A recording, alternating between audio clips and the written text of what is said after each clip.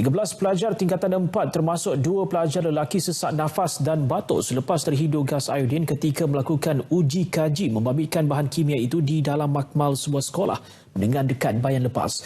Difahamkan kejadian berlaku kira-kira 9.45 pagi tadi ketika para pelajar melakukan uji kaji memanaskan iodin dalam makmal berkenaan bersama guru.